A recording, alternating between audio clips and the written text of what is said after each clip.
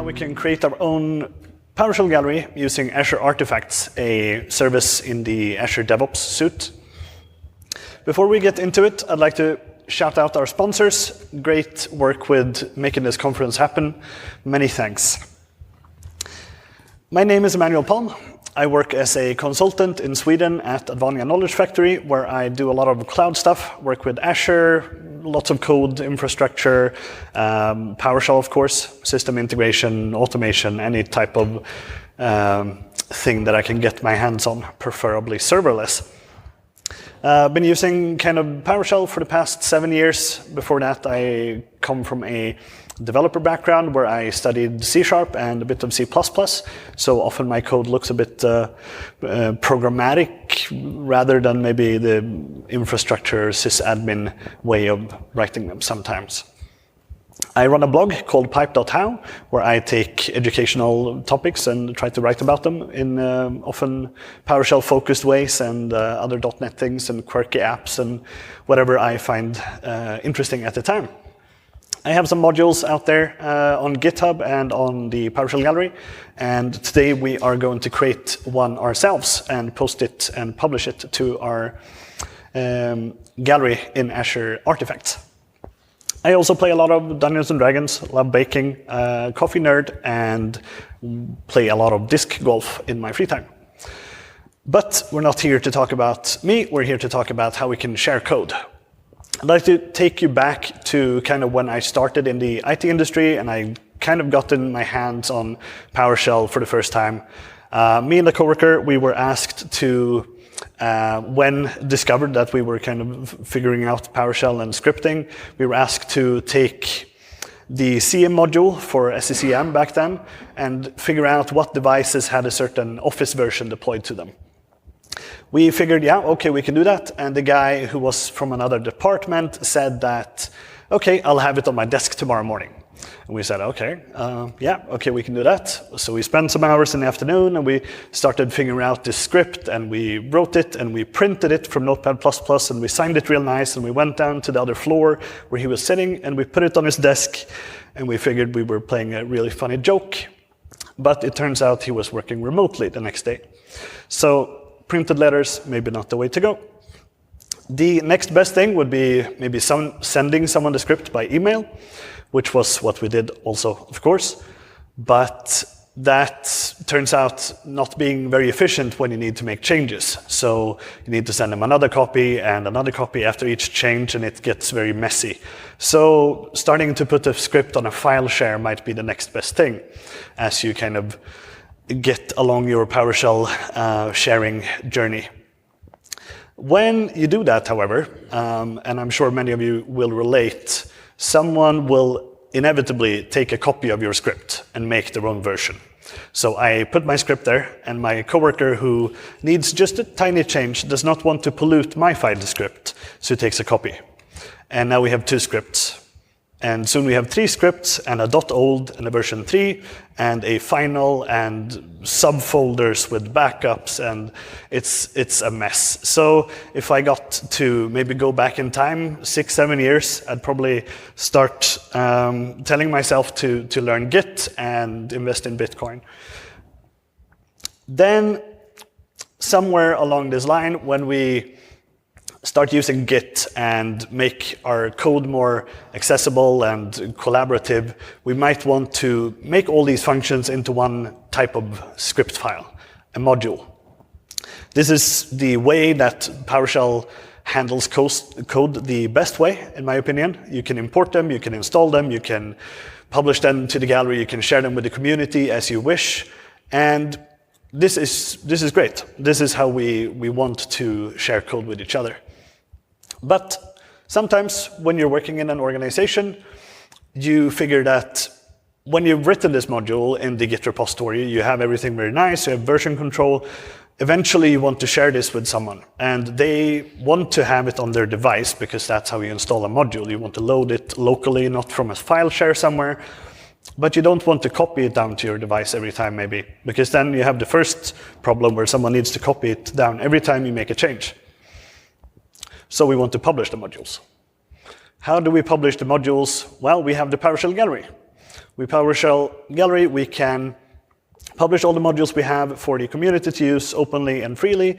But if I've been working with my coworker on the script for a while and our company policy says maybe not to publish our code externally, maybe we have secrets in there, or not secrets in terms of secret configuration and password, but maybe we have some type of stuff that you don't want other organizations or competitors to use, or simply for leakage and security.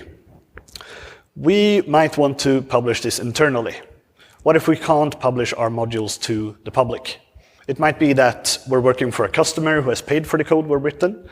Then it might also not seem appropriate for them to let you publish it for yourself on the PowerShell Gallery. So we can make a PowerShell Gallery of our own, for our own organization, for our own kind of scope, and for everyone who wants to take part of this, that we let them do that. But before we kind of get into creating our own PowerShell Gallery, we need to know what a PowerShell Gallery is. What is the PowerShell Gallery that is open for everyone? Well, it's a way for us to share modules, as I said, but also other scripts. We have other resources for desired state configuration. We have just enough admin resources like role capabilities, any type of resource that you might want to share with the community for use in PowerShell. We have versioning, we have metadata, we have author information, descriptions of modules. We can see kind of license information to see if our organization can take this and use it in a part of a solution, or maybe make some changes legally. We can see links to open repositories if it's open source. And we have a lot of good stuff there. Generally, it's recommended to use modules and not scripts when deploying and sharing our code, simply because that's the best way for PowerShell to work with code. You can load it into your session in a module, whereas a script kind of needs to be browsed to and ran. If we want to see what kind of commands we have when working with modules, we can run the get command with the noun module. And this will list us most of the commands in the current PowerShell get version deployed. If you were here yesterday, was it? Too many days. The other day now at the conference, Sydney Smith was talking about how it was going with the PowerShell Get module version 3. And there is, as she was talking about, a new module version in development for this. PowerShell Get is the module where all the kind of package management in PowerShell happens. So you can publish and install modules, and all those kind of commands come from PowerShell Get. But it's a rewrite in progress, and it will kind of abstract all these different script module resources into one PS resource type. I'm not going to dive too deep into kind of the differences between the currently released version and that one, but there is there's a nice talk from her the other day here to see that. And there's many blog posts on the progress going on the PowerShell team blog. The PowerShell Gallery is also a Nougat feed. And if you've been in the PowerShell and .NET ecosystem, you might recognize Nougat. Otherwise, you might think of something else. The Nougat is an open gallery, just like the PowerShell Gallery. And it is what the PowerShell Gallery builds upon. It's the ecosystem and platform package management provider for any type of .NET package. So if we're working in C#, we might have a Nougat package on the feed that we're using, provided by Microsoft, written by someone else, published open source. It might be just like any type of PowerShell module. It's a kind of grander scope. So if we have the PowerShell Gallery here, it's built upon the Nougat kind of ecosystem. But we are here to take a look at creating our own PowerShell Gallery. So I figure we can just dive into the demo and take a look at creating our own PowerShell Gallery using Azure Artifacts, and then publishing a module to that.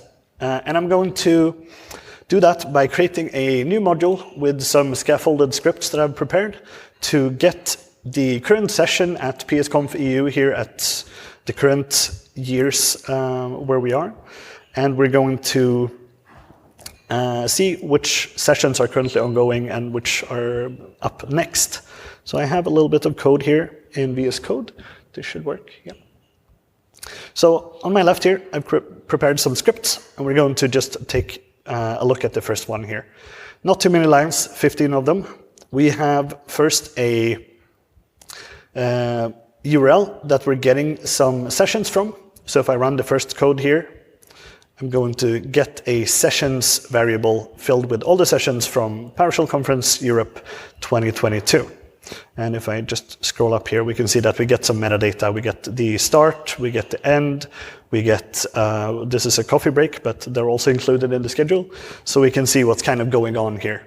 And if we run or look at the lines below, we are going to get our current date. We're going to filter the sessions that we got by using where object, and we're going to check which sessions have already started but are not yet done. They have not yet ended. So by doing that, we can see exactly which sessions are ongoing right now.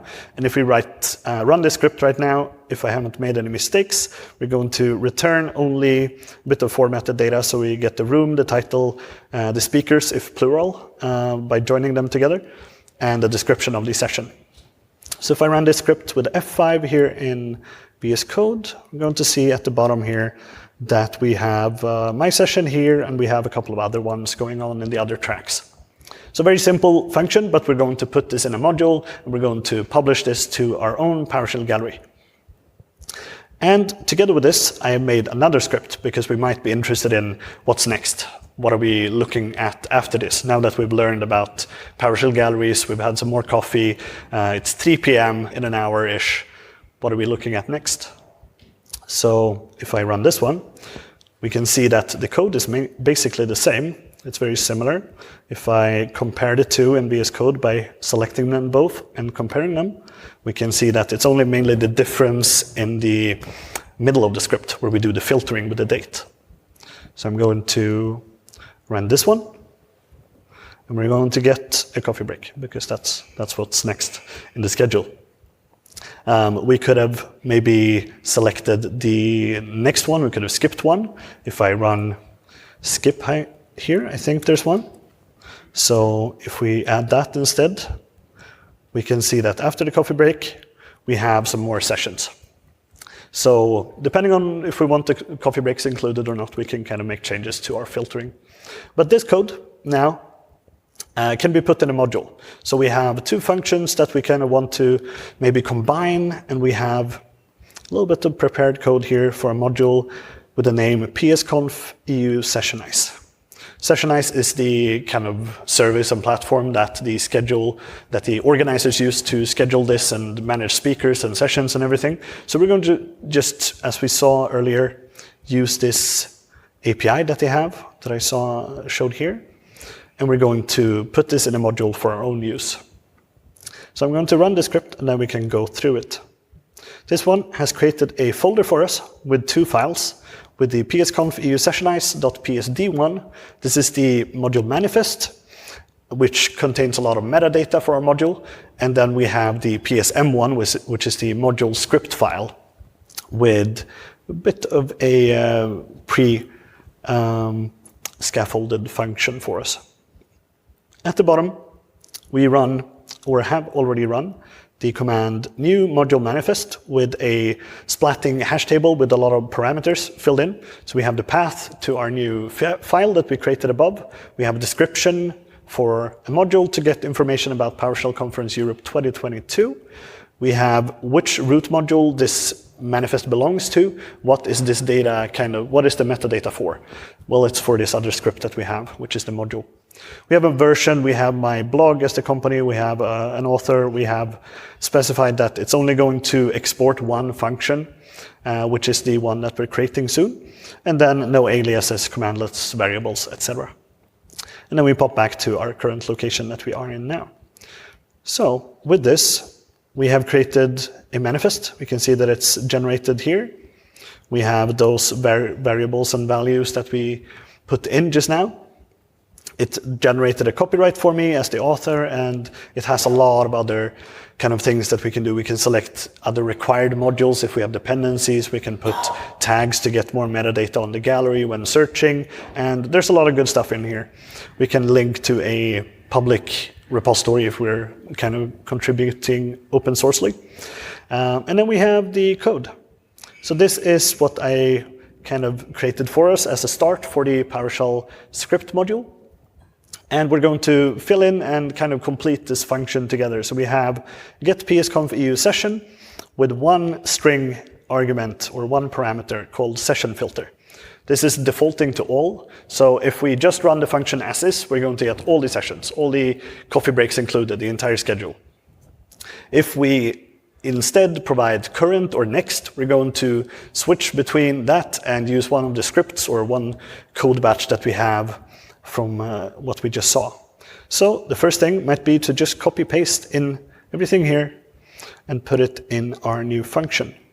So it's not formatted right, so I'm going to right click in VS Code and use format document so it gets indented everything nicely and readable. And I think is it still visible if I do this? It's a little bit smaller. I think I'll keep it like this. Remove this a little bit. And we can see that we have the same script here. So if we run this, we're going to get the current sessions every time. We're not really using the sessions filter variable yet. So what we might want to do instead, because the only differing thing between the scripts that we have is the filter, we can use a switch statement to filter on the session filter variable here. So when the condition or when the session filter is current, we're going to do something. And then when it's next, we're going to do something else. We don't need the default case in this case because if, oh no. Oh, I accidentally put the computer to sleep. I hope it's wake up. Okay, great. Perfect. So if we have the next one here, those are kind of the only things we want to adjust for. So if we move all the filtering into the current one, I'm going to click Alt and arrow up to move all the lines selected. Kind of neat trick in VS Code. Now, if the sessions filter is current, we're going to get only those sessions. If we copy the corresponding code of the filtering just here from the next session script, we're going to get kind of the same and format. So we have now a script that if we specify all, which is default, we're not going to do any filtering because it doesn't match current and it doesn't match next. And then we're going to output anything. So with this, we can kind of import our function, our script module, and use it on our computer. But now we want to publish this somewhere. So we want to share this with maybe our organization, and we are going to then jump into Azure DevOps. Azure DevOps looks like this. I'm not going to dive too deep into the kind of suite of services, but basically you have one organization for your organization. You have one project specified for what you're working with. So these are two scopes. You might have several organizations within your company or where you work, but I have one here prepared and a project called PSConfEU 2022. In this, we have overview, boards, repos, pipelines, test plans, and something called artifacts. So we can store our code in repos. We can work with kind of agile board and issues with the boards. We can do pipelines to run our CI/CD stuff. And we can host our own feeds in artifacts. So this is where we can publish our artifacts and kind of the result of our pipelines in here. But we want to create our new feed. We want to create a PSConfEU feed. Here we can select visibility. We can select kind of if it's only specific people that should have access to this, if it's the entire AD, the entire tenant kind of Azure that we're connected to, if it's only the people in our organization here in DevOps. And we can select at the bottom the scope. So either the entire organization here or only the project. So these are kind of two limiting factors of who can see and use this feed that we're creating.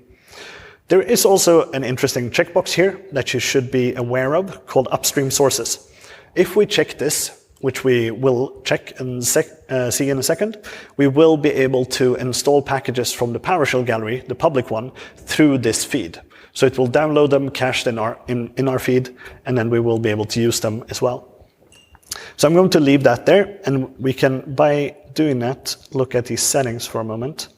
So we have now created our feed. It's here, selected by default, and I can go to feed settings and see a little bit of more stuff, but going to the upstream sources might be the interesting one. So by default, you can use a lot of other package management stuff here. So you can publish stuff to not only Nougat or PowerShell Gallery here, but also NPM and like Python packages, whatever you're working in and what language and technology. But we can see here that the PowerShell Gallery is by default selected as an upstream source. So this lets us do installations of modules that are not necessarily published to our feed specifically, but upstream. So we're going to leave this here.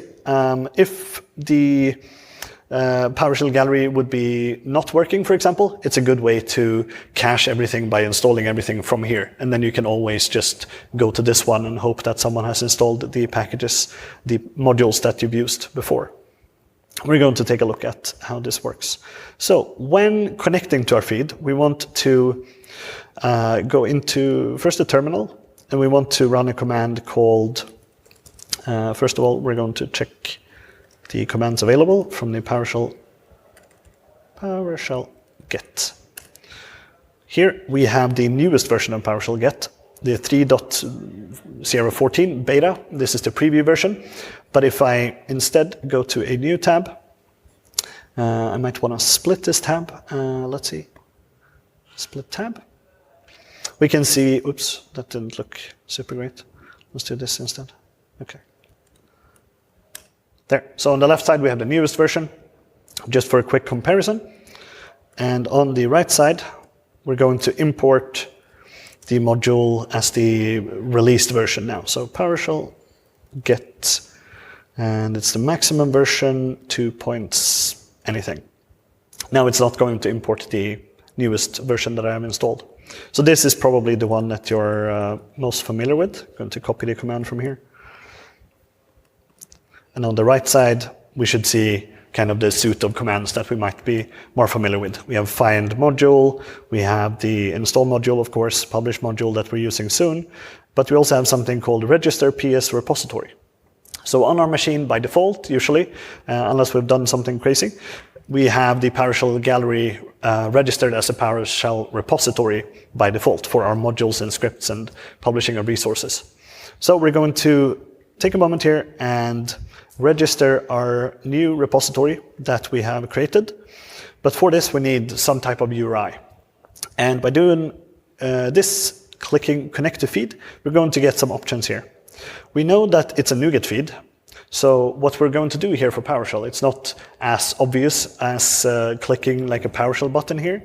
We're going to go to the nougat.exe, and we're going to get some examples of a Nougat config file that we might be using for something like a Visual Studio project in C# or something. Here we have a URI in the middle of it. It's the index.json URI of the version 3 of Nougat feeds. This is not compatible with the current version of PowerShell, so we're going to take this and we're going to adapt it a slight bit. But this one is what we need to register our PowerShell repository. When the newest version of PowerShell get is released, we're going to be using this as it looks with the version 3 one. It's compatible with that. But we're going to take this just here, and I'm going to copy it. And then we're going to kind of jump back to this one and into one of the terminals. So I think I can just open a new one maybe and zoom in a little bit. So we're going to register PS repository.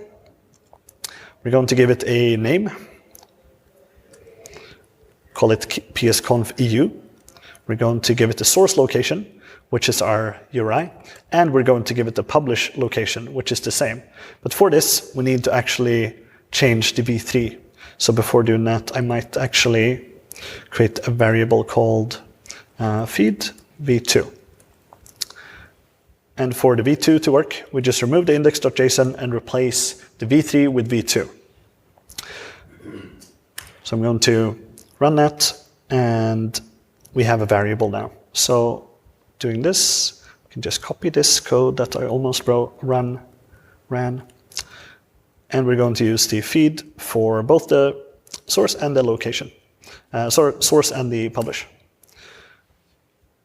And this usually takes a moment. But something to think about here is that this is not an open feed. So what will happen?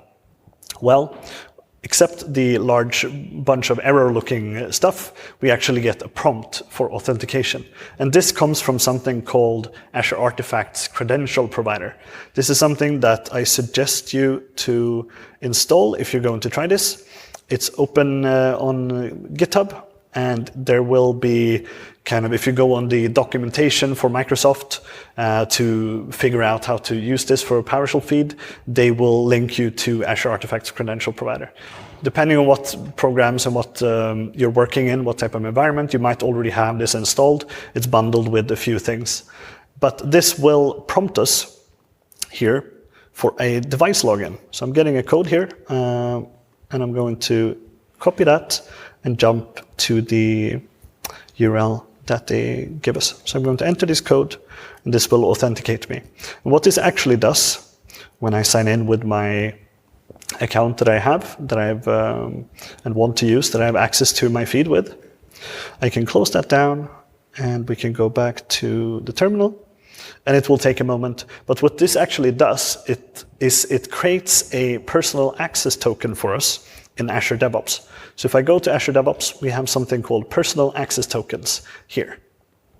If I go there, I can see that I have one personal access token that I prepared myself called PSConfEU, and then I have two because, let's see, one of these is probably created just now. And that one is created from the Azure DevOps Artifacts Credential Provider with only packaging read-write scope. So you can define when you create a new personal access token. If I click a new one here, you can define what scope you're creating it for. So how long it will be valid for, and what kind of stuff you will let someone use this for. By default, you will only get read and write for packaging here, which is only what we need. So we can see here at the bottom, after doing that, we did the device login, that the PSConfEU repository has been added. So when I now run CLS to clear the screen and get PS repository, I will get the PSGallery and the PSConfEU. So now it's set up, and it has authentication done for us, a little bit at least. Depending on if we keep using the same device and everything, yep. Is it authenticating your user or your machine? Yeah, so for this one, we have I'm going to cheat a little bit, because we have in the publish module here, it's going to create a file for us, a session token cache in our profile. So for this user specifically, for my user locally on my machine, it's going to create, see if I can, there. So my user, app data, local temp, one step up. And it's a folder called Microsoft Credential Provider, where a folder, a file called session token cache stores the token for us, locally encrypted on our machine. So it creates it in Azure DevOps, and then it runs it down and writes it to this one. And when we use the commands to work with the publishing of the module, now that we have our registry, it's going to check for this cache every time and use that. And that's something that's improved in the newer PowerShell Get version. So we're going to be able to kind of register a secret vault with secrets for our authentication when we create our repository and register our repository. Good question. So right now it's kind of cumbersome if I want to do it from a runbook or something? Yes, but the alternative, when you're not using Azure Artifacts Credential Provider, if you want it non-interactive, you have the option of providing a credential instead when you run the publish module. So if I zoom out a little bit so you can see the entire line here. On line 19, we're going to go through this and run a bit of code soon. We can see that we have the option of providing a credential when we run the publish module. So we can, if we don't have the credential provider installed, we're not going to get prompted when we register our repository. So it's going to register, or we're going to have to provide a credential for us to register it. And then when we publish, we are going to have to provide this credential as well, which is the email address, my username of my account, and the personal access token as a password, as a PS credential. And that will work as well if you wanted non-interactive, which is fairly common, of course. So, first of all, now that we've registered our repository, for this to work, we're going to have to restart our session, which I did. So I created a new PowerShell session here in Windows Terminal, new tab, and we can now do some bit of publishing. I'm going to jump into VS Code here actually instead, restart this just to get the right folder directory. And here we can now use the module that we've created, the one that we have a command in, and we can now run publish module on that. So I'm going to just point to the path of our folder, and it's going to find our manifest for us and figure out what to do with this. Then it's going to zip this into a Nougat package. It's kind of a zip with some zip folder with a little bit of metadata to manage the publishing and the data on the gallery. And then it's going to publish this for us. We have here, as we can see, a Nougat API key where I put any string. Because when we're using the Azure Artifacts feed, we're not actually authenticating to Nougat, we're authenticating to Azure Artifacts or Azure DevOps. And this is done with either the credential parameter down here, or it's done with the Azure Artifacts credential provider that we saw, the interactive thing. But the Nougat API key is mandatory, and this seems a little bit weird, but you can actually put anything in there. So that's why it says any string. And I'm just going to run this code with F8. And we're going to see that sometimes we get prompted for a login again, and sometimes we are not prompted. And stuff like that is a little bit of a weird, maybe experience, but it's a lot of the stuff that they're working on improving in the new version. So we'll see if it works out here for us. And we can then, when we feel ready, and see if we have something here. Not yet. Sometimes it takes a few moments. But then we're going to be able to install our module back from this feed and import it into our session. So here we see that it didn't functionally work with that, so we're going to have to do another device login. It's a little bit wonky sometimes, and that's something I'm personally looking forward to when the new version supports everything with publishing and all that and custom feeds. But for now, this is how you can do it if you don't provide your own credential. For the demo, I could have also used a personal access token instead, but to show you the interactive feed, since that's one way to do it as well.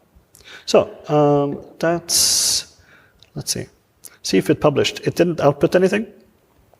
But if we go back to our feed here, can refresh, we can see that our module is now published. So this is kind of our own PowerShell Gallery now. And if we authenticate to this, we can select kind of anyone to use this within our organization. And I can install it back to my computer because it's not installed. We just wrote this module. And I can take this code and run that, install module. Just specify the name and specify the repository, and it's going to, hopefully without authenticating again, install this module for us.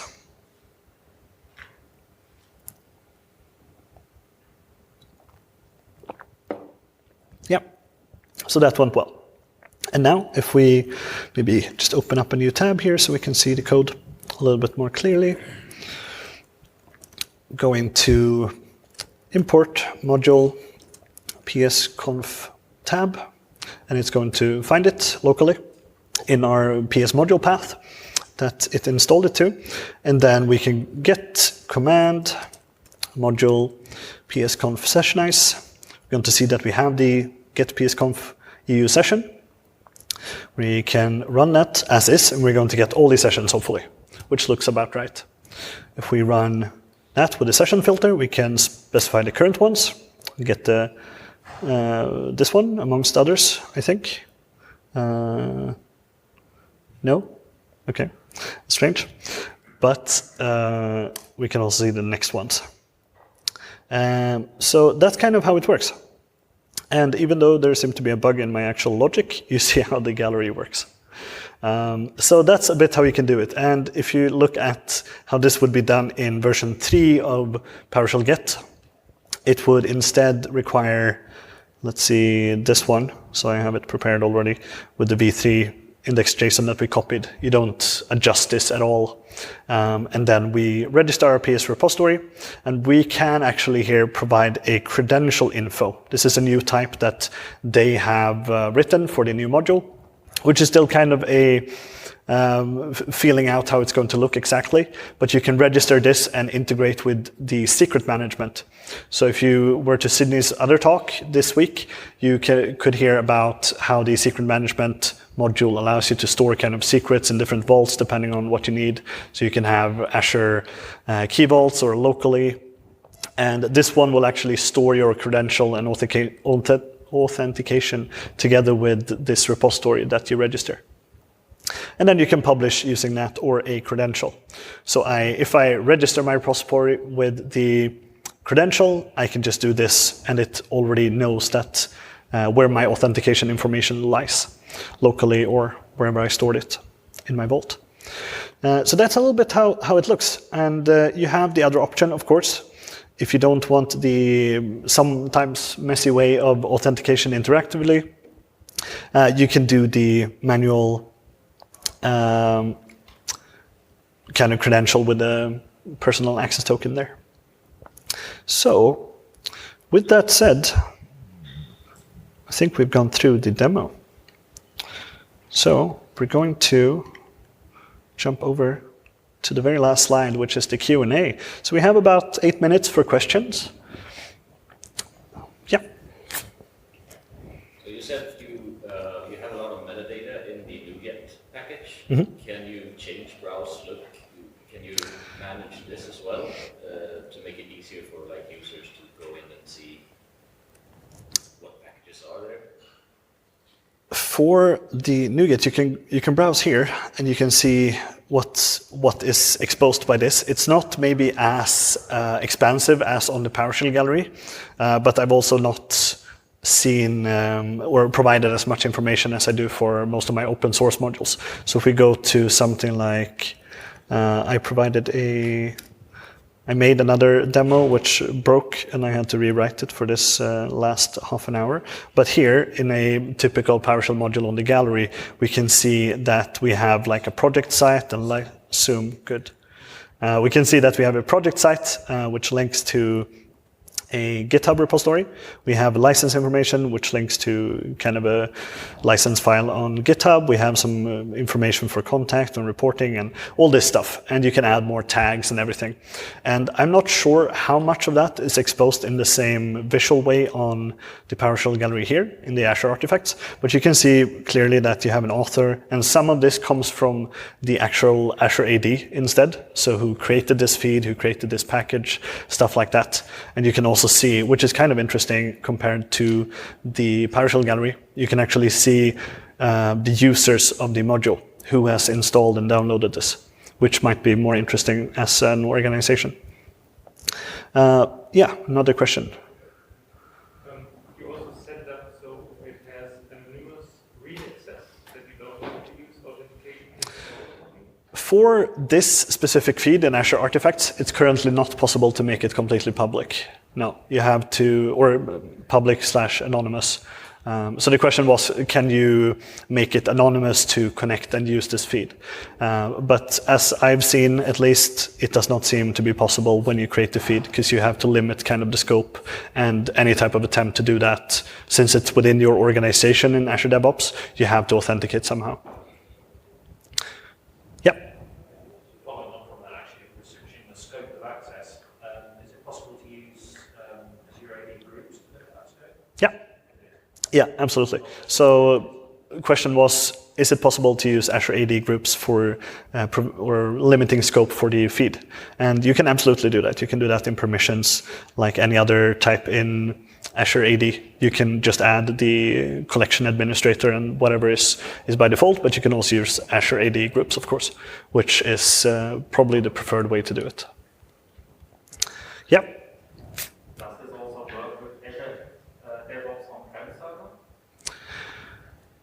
I cannot answer whether or not that's accessible and available on the on-prem Azure DevOps. I imagine that the Microsoft documentation probably dives into that. If you do some type of version comparison, they usually have a table of what features are available in different versions. More questions? Yeah. Yeah, okay. My coworker says it's probably available in on-prem as well. I imagine it is because other products like JFrog Artifactory has Nougat feed stuff too. So there are other options for creating your own feeds, and doing it in DevOps server would probably be reasonable to have. Yeah. Yep. Yeah. You were demo was with PowerShell 7. Could you have done this in 5.1? Yeah, absolutely. So it's not specifically to PowerShell 7, although I use that, but it's available in all PowerShell versions that support PowerShell Get, which is 5 and below as well. Another question? Yeah. Continuing on, I missed these sessions, but do you know if PSGallery version 2 will be PowerShell 7 only or 5? No, it's going to be compatible with both versions, since a lot of people are using still Windows PowerShell and are limited to that sometimes, depending on your environment. For PowerShell Get version 3, there's also going to be a compat module between that, so you can write kind of, or use your own syntax, your old scripts for the new version of PowerShell Get. But you can check out Sydney's talk for more information on that, or the blog posts. There's a very good deep dive into how that will work. Any more questions? There's no more about this specifically then. This is slightly off topic but related. When you register a repository, what's actually going on? I asked the question about Windows PowerShell because this may be because of past bugs which have now been fixed. I've had experience of registered repositories interfering with each other between Windows PowerShell and PowerShell 7. Right. Recognized in both places, but not manageable for both places. Mm-hmm. I was wondering what goes on when you register a repository. Just for the video, can you repeat the question? Yeah, absolutely. So the question was, is there kind of a difference between registering a repository in PowerShell 7 versus PowerShell 5 and below, or Windows PowerShell? And I've not found a kind of issue with that. You're supposed to be able to register it for your kind of environment, and you should be able to use it in both of them. But for the question, what is going on when you register, it pops out a lot of information. Since we have a couple of minutes, we can try doing it again, I figure. So just running this, see if I can just get this feed here. We're going to pop this onto larger screen, and we're going to run it verbose. So here we can see that it's going to do a lot of stuff and authenticate a bunch of things, hopefully, if it does something. Otherwise, I'm a liar. So you can kind of dive into a lot of the stuff here, but it does, of course, a lot of background processing and figuring out what you have installed and what you have registered and where your token cache is. Here we can see, for example, it's supposed to... No. Okay, sometimes in certain commands, if you run it with verbose, you can see where it kind of checks your authentication token and whether or not it has that stored in the session token cache. Yeah, so we have time for one more question, I think. Do you need to restart your session? Yeah, so you need to restart your session, usually, I've found, when you register a repository in Azure Artifacts, because it might be with the authentication or something, but it handles it weirdly sometimes when you don't restart your session or start a new session. So if you're doing this in a runbook or somewhere else, No, I would say if you run this in a runbook, and you need to register a repository, you might do that in a... That's a curious question. Might have to do that separately somehow. I haven't tried it personally, Let's talk about that off stage. It's interesting. If PowerShell jobs are available to you at that point, just run it as a PowerShell job that will run it in a different run space. Then when that job exits, you can continue in the original run space. Yeah, assuming you keep your session somehow or your environment, then absolutely, and don't throw away your agent and all that. It might be still registered. But my current session will need to be rebooted to refresh.